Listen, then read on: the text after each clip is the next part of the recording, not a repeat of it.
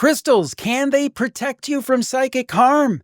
Our guest says yes. We'll talk about it today on the Paranormal Podcast.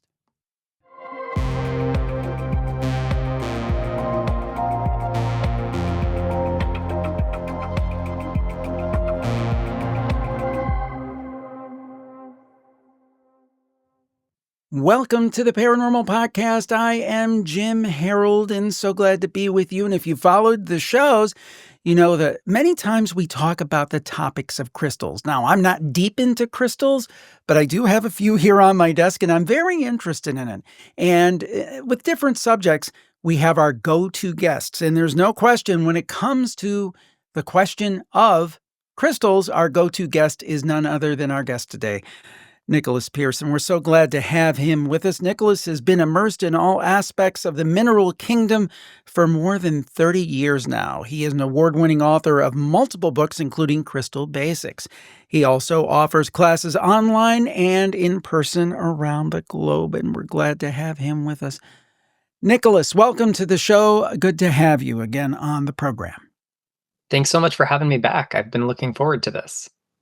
So this new book, it talks about self-defense, using crystals for psychic self-defense. But I guess maybe we ought to start off with a little definition here. Psychic harm. Well, what do you mean by psychic harm?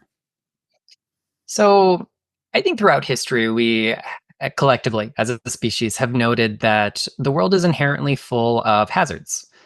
From stubbing your toe, navigating your own house, to getting hit by something crossing the road, but there are also subtle and unseen forms of harm that are out there. Different cultures have attributed this to a lot of different causes or personifications of harm, from things that go bump in the night to other people's emotions. And even today, we see in a lot of the world's spiritual traditions, there is a good emphasis placed on trying to mitigate these influences over our well-being. So psychic harm is essentially any kind of disruptive, intrusive, or disharmonious energy. You'll note I didn't actually use the word bad, evil, or negative, because at the end of the day, energy is neutral. The electricity that's allowing us to have this conversation is good and positive and uplifting because of its application. The same energy, if it is coming into my body because I put a fork into the outlet, it's bad. It's harmful. And it's not that the electricity changed. It's the presence. It's the application. So disruptive energy is a better way to think of psychic harm rather than inherently evil energy, because someone else's emotions can be overwhelmingly positive, but if you're sensitive to them, they can still disrupt your life because they're not yours. They're not aligned with what you're doing.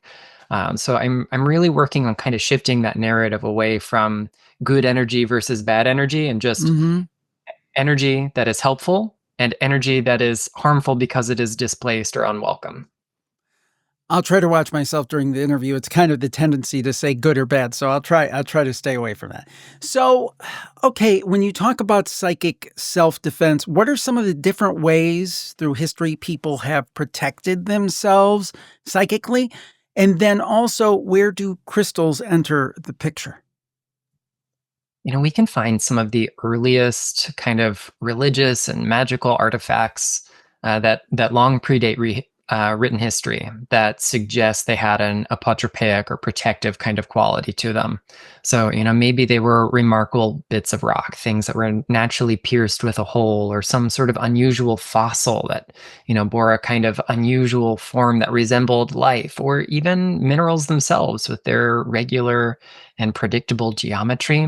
But we also find other tools that are used for kind of psychic self-defense over the eons, from particular plants or bones or shells. Rituals and words and gestures have all been used to deflect these kind of unwanted or harmful energies. And we have to remember that for the most part, people use the tools they have access to, particularly before we get into a kind of globalized world. If you lived in a kind of forest community, you used the things you found in the forest. You lived in a coastal community, you found what was along the seashore and everything in between. And minerals have had this kind of protective influence since the beginning. There's some evidence that before Homo sapiens, other hominids collected and traded not just rocks, but actual mineral species. There's a really important discovery that was found, I want to say in the 1920s and 30s in what is now Beijing, China.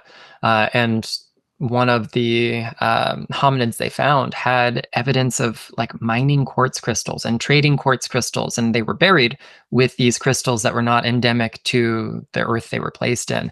And this person lived on Earth upwards of like 450,000 years ago. And we can clearly see that these had some sort of ritual use. We can't, of course, reconstruct exactly what that is, but crystals have been kind of plugged into magical and spiritual practices of the protective kind and of other kinds long since before we were here. And this has to be one of the most annoying questions when you're really expert into someone that somebody can ask, but I'm going to ask it anyway. Crystal energy, kind of how the Cliff's Notes version of how you think it works. Because to me, it's really interesting that I can have this crystal here and it can do something for me in some way. How does that work as you visualize it? So, of course, I have to preface this by saying we don't have peer-reviewed empirical evidence that demonstrates any model without reproach. So we have to kind of think a little bit metaphorically. One thing that we know is that all of the universe is made of very tiny bits that are in constant motion. And the relationship of these tiny bits and the kinds of motions that they produce affect the kind of electromagnetic spectrum that is woven into the fabric of the universe. So bits of matter that are really, really well organized also have well organized electromagnetic fields. Human beings, like all living things, we're organized up to a certain point, but we're also not as stable. Our kind of energetic rhythms and tides and everything else changes with what we eat and where we go and what we think and what we say and who we're with. Whereas, you hold up a piece of selenite, for example, and it is always the same. There's nothing about it that causes it to differ unless it goes through some sort of chemical process to no longer be selenite. So when we introduce this really regular and predictable kind of energy to our far less organized and far less predictable energy, there is a process in physics that we call entrainment. And so a lot of people in the crystal world believe that the magnitude of a crystal's field entrains our field to become more like that. And one of the things that we do know about the human electromagnetic field is that when it is more organized, what we call coherent, that state of coherence, particularly heart and brain coherence, is usually indicative of health and well-being. We might describe that in a lot of ways in peer-reviewed literature, but to those of us who are maybe more interested in the spiritual side of things, what we can take away is that a healthy, energetic body indicates a healthy mind, indicates a healthy physical body, indicates a healthy spiritual body. And crystals kind of bolster our defenses at that electromagnetic level. If we are more organized, we are less permeable to outside influences. We are less likely to be disrupted by the energies going on around us. It's like cranking up the volume on our energy field to drown out the white noise that might otherwise feel kind of overwhelming. So crystals have this ability to get us into this space of coherence that also almost seemingly expands our light. And that accounts for a lot of what we probably experience in that subjective realm for what crystals do. So in the book, you talk about spiritual hygiene in the section Clear as a Crystal. What do you mean by that, and how can crystals facilitate, or can they facilitate, spiritual hygiene? Yeah, so this is a term I use to encompass a handful of related practices. We think of like cleansing, grounding, centering, consecrating, all of these kind of basic steps in a lot of spiritual traditions that relate to the overall health and well-being of our energy body, our psyche, our mind. The last few years have probably demonstrated the importance of physical hygiene, maybe more than any other time in human history. But the same is also true for our psychic and spiritual bodies. We should cleanse. We should give it space to reset. It needs rest, just like our physical bodies do.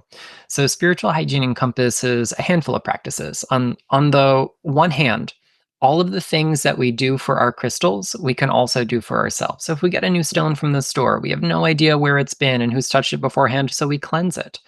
Well, when we go out into the world, even if we do know where we've been and who's touched us energetically speaking, it's still safe to say that we deserve to be similarly cleansed. Other practices that kind of fit into this are things like grounding and centering. So grounding is a practice that essentially kind of completes the loop between the human energy field and that of the earth. It creates a circuit that allows us to receive support and discharge anything that doesn't serve us. Just like when we've got a big appliance, at least here in the States, those, when we plug them into the outlet, they've got a third prong, and that's the grounding prong. It damage and shorts and all kinds of other things. So when we plug into the earth, it's like having that grounding prong in our outlet to offer extra security and stability. And then centering is a way to, we can say, reorient the energy field. It's got a couple different components to it. Superficially, we can think of it as a kind of collecting our awareness back towards our innermost core.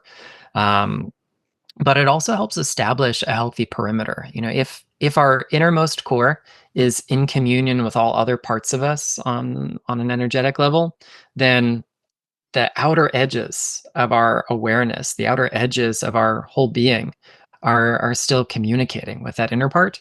And so when we establish this sense of centering, it's not just about drawing things in or understanding how we fit into the universe.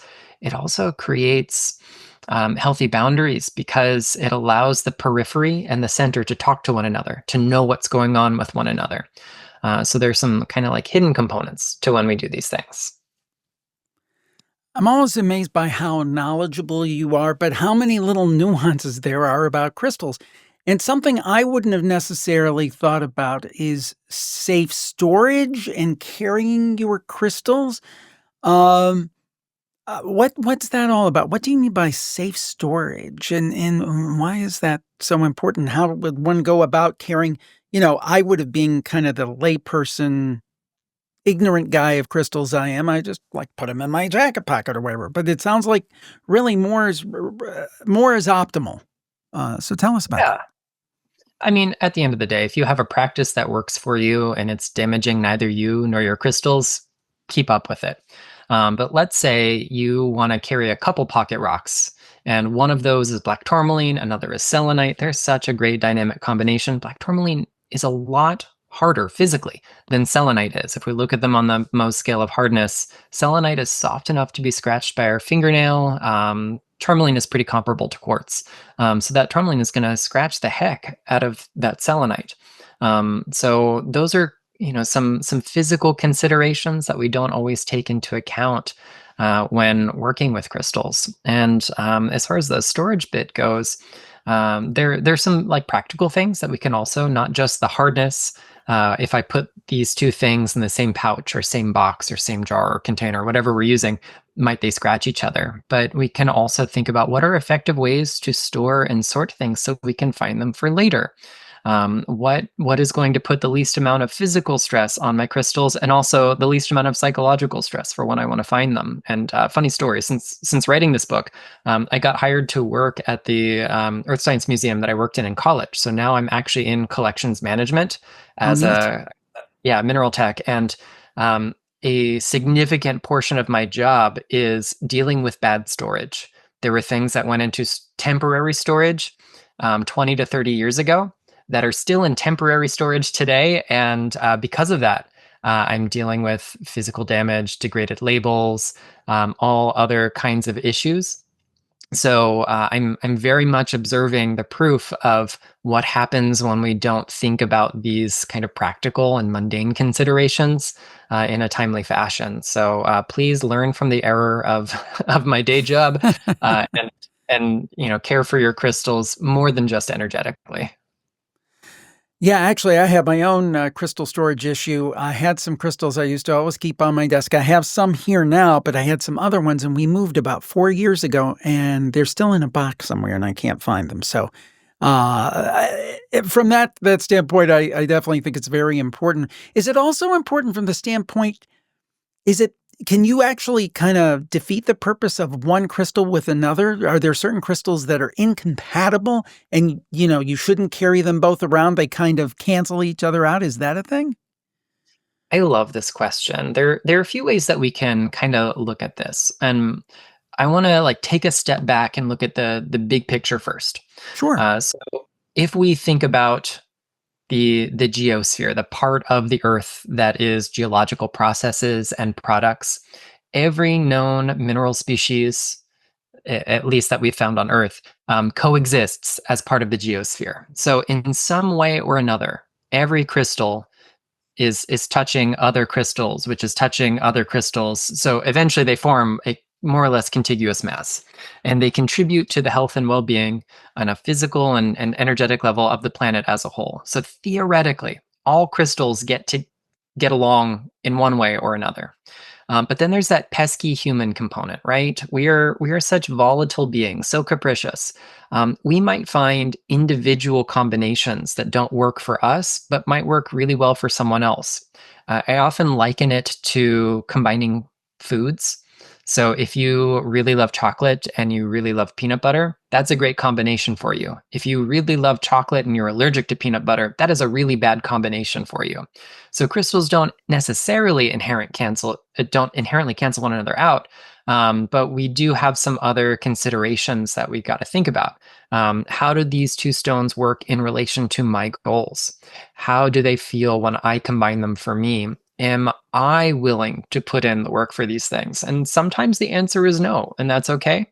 The other thing to think about is, what is our purpose for each individual stone? Are we carrying two different crystals that are aligned towards the same outcome? Or are we trying to do two very contradictory things at the same time? And if our goals are not aligned, it's not so much the crystals don't get along, it's like we're being pulled in too many different directions at once, which is not really constructive. So it's almost like having too many browser tabs open on whatever our Internet Explorer of choice is. And that's like our operating system error. That's not the crystal's problem, it's an us problem. But those are things that I always like to just remind people to think about. So we have different capacities. You might find that a particular group of two or three stones is all you need and they work really well together. The next person might go, oh, I don't like stone C in that combination, but A and B are great together. And someone else could go, yeah, this is nice, but I really love using 20 or 30 at the same time. And energetically, that works for them. So we have to remind ourselves it's not just about the crystals, it has a lot to do with us. One thing I thought was really interesting you had in the book, you talked about electromagnetic pollution. Now, the thing is that when I'm sitting here in my room, I've got 3 monitors, I've got lights in the front, I've got lights in the back, I've got, multiple computers, a hardware recorder. I'm just, getting inundated by, electromagnetic fields of one type or another, not to mention Wi-Fi and cell phone signals. I'm kind of thinking I'm the poster child for electromagnetic protection of some type. So, Nicholas, help me out. What should I do? How can crystals help me with this? So, first and foremost, everything has an electromagnetic component. When we talk about electromagnetic fields, it is easy for us to start thinking about our electronics first. Mhm. And of course, they generate electromagnetic fields. So do the concrete bricks in my office, in the walls. So does the carpet underneath me. So do the particles of air that I'm breathing. So what we really need to think about is which kinds of electromagnetism we might be personally sensitive to, and which kinds over time may or may not have demonstrable effects towards our health and well-being. And honestly, the empirical evidence, the science studies, they don't always align with what the spiritual books have to say. But it is a really big part of the narrative around energy protection in the crystal world. And so I wanted to, make some space for that. So things that we often attribute to like a kind of grounding effect are often really good for helping us with electromagnetic pollution or other kinds of geopathic stress and earth energies that can feel disruptive to us. These might be stones like shungite and hematite and black tourmaline. You might also find some unusual stones like the really porous kind of zeolite called cleanoptilolite, which is a mouthful to pronounce. Some of these will say like spongiform, like real kind of porous stones are great for this because they kind of disrupt and absorb a lot of the disruptive energies. So that way we don't take them on ourselves. But coming back to that goal of accomplishing our spiritual hygiene first and foremost, having extra support while grounding allows us to plug into something that is bigger than our own energy field. So if we are in communion consciously and intentionally with the energy of the earth, the small things like our devices, like the power lines, like the lines of force that crisscross the planet, they feel suddenly a lot smaller relative to our life because it's not just us facing those energies. It is us as part of the earth organism facing those energies. Now, what do you think is one of the most, and this is more of kind of a general question, what do you think one of the biggest myths about crystals are? One of the biggest misunderstandings about crystals are? That they're going to do the work for you. They're going to solve your problems. And almost nothing could be further from the truth. Over the decades that I've been in this field, a good chunk of which I've spent interfacing with the general public in like metaphysical retail settings every day. People come in hoping that they can just pick one stone or a handful of stones that's going to make life better.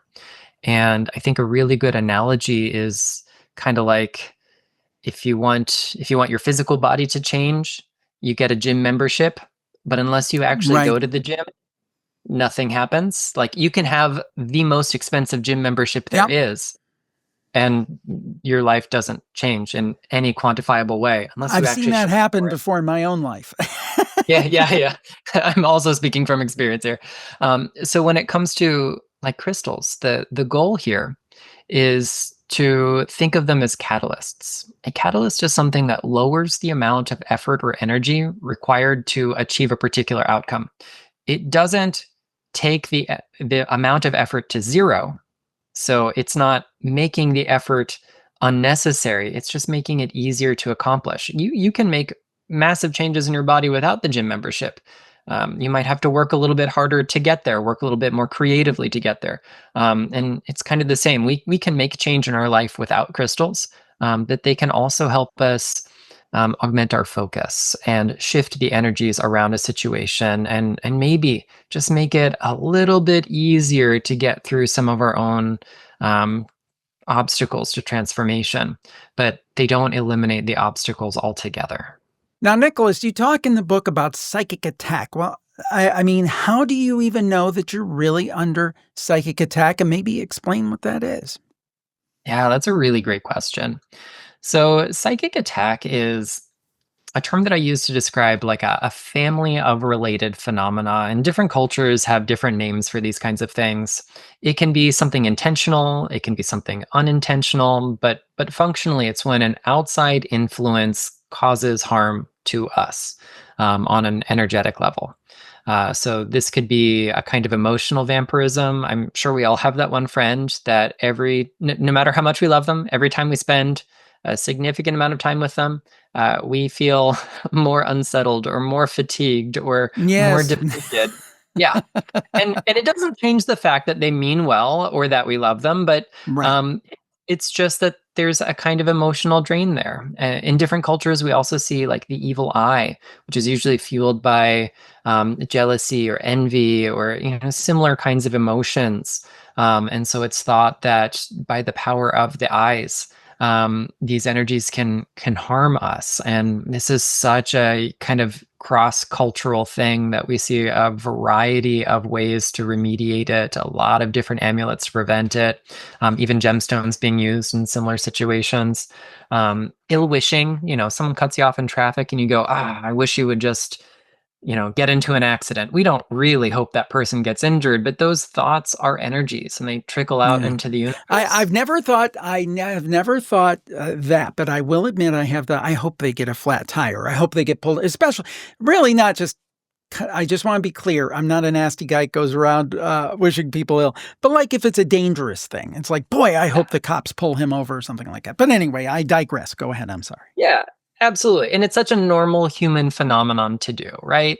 It's not that we should be feeling guilty for this, but there are also folks who actively want to cause harm. And Mhm. whether they know the mechanics of like ritual harm, cursing, hexing, jinxing, whatever you want to call it, or they just happen to have a whole lot of emotion they're sending out into the world, those things can affect us.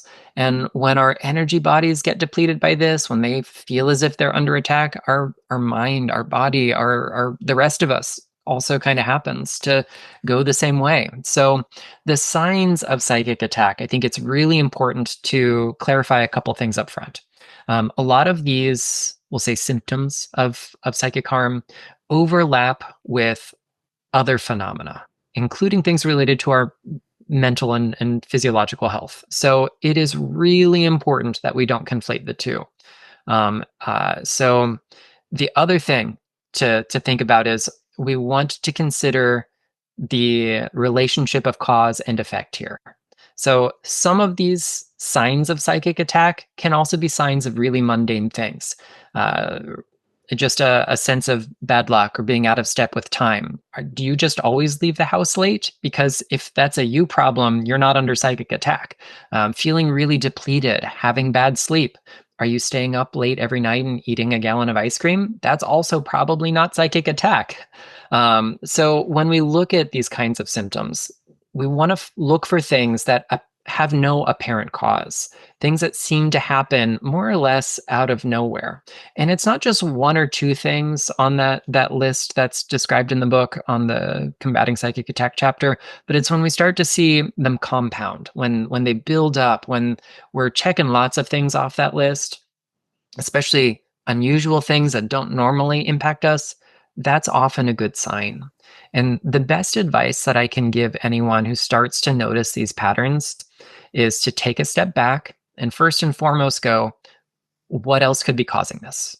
And look really hard for that. And if you cannot eliminate anything significant, then we want to think about trying to hone in on the idea of psychic attack. And a lot of practitioners will focus on divination. So that could be using a pendulum, consulting a tarot or oracle deck, finding another practitioner or reader who can get you some clear answers. The book has a couple of quick yes or no methods that you can use to kind of suss out whether or not it really might be this kind of psychic harm.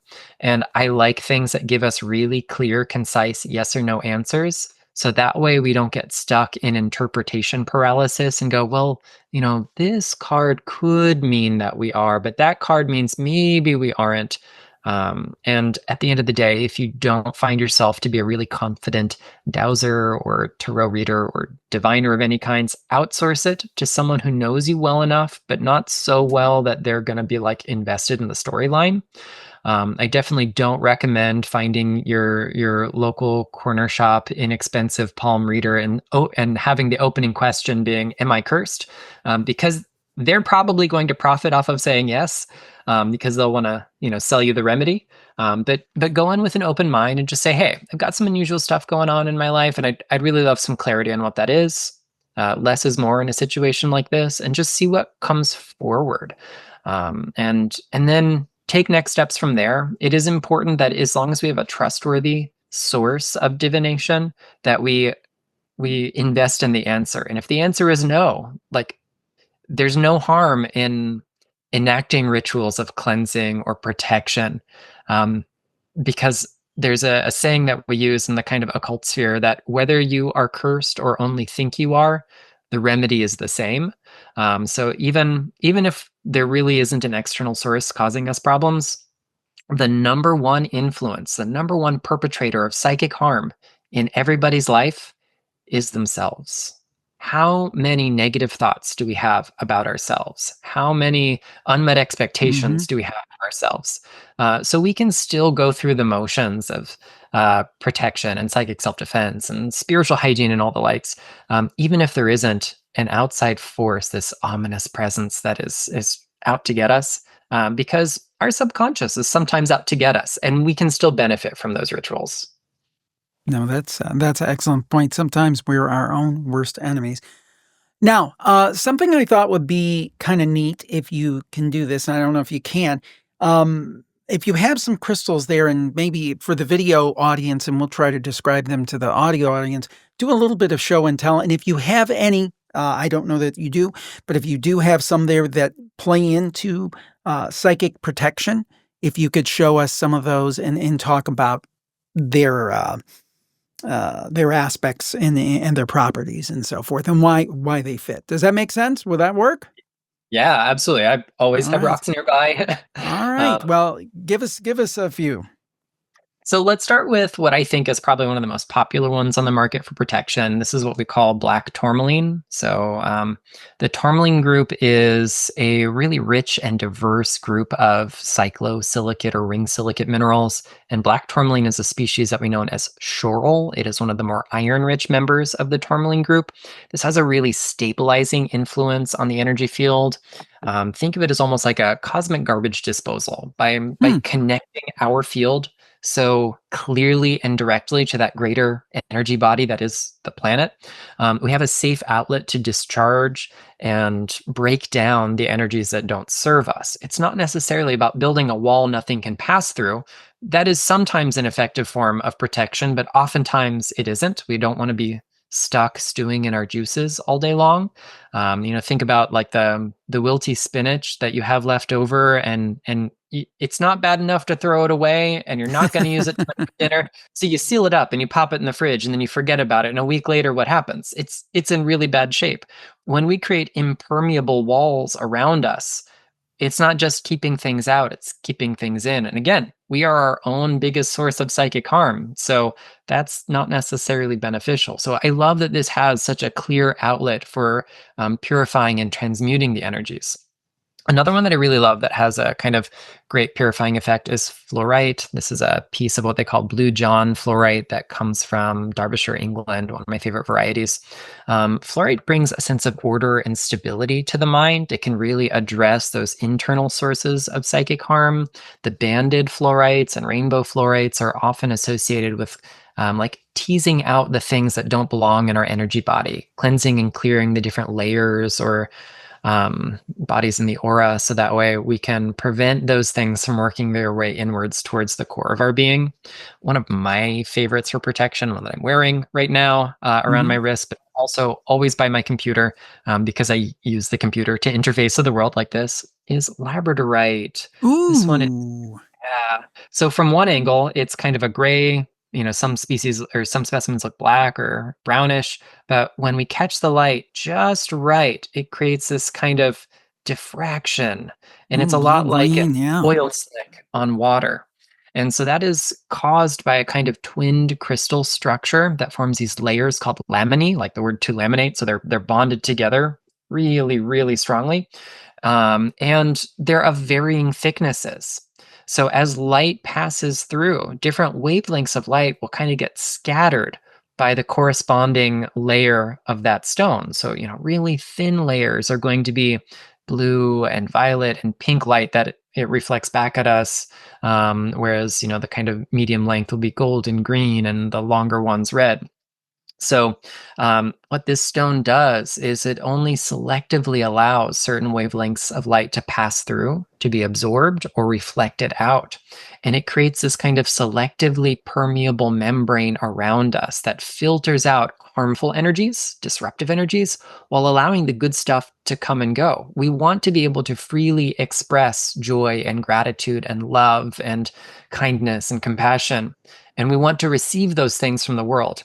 But I'd actually rather not my frustration land on my friends, my students, my colleagues, my peers. I'd rather theirs not come home with me at the end of the day either. So labradorite is one of those wonderful stones that doesn't stifle our perception, our sensitivities, Instead, it augments it and also focuses it. So we can show up for others without taking on their problems. So anyone who might identify as a highly sensitive person, an empath, someone who might be neurodivergent, a psychic, a healer, anyone in those kind of camps, we often find ourselves one time or another frustrated by our sensitivity. And labradorite is just one of those tools that I come to time and time again for myself and for so many other people to help mitigate those kind of situations where we get fried by being oversensitive. Which So which one would you say is your favorite?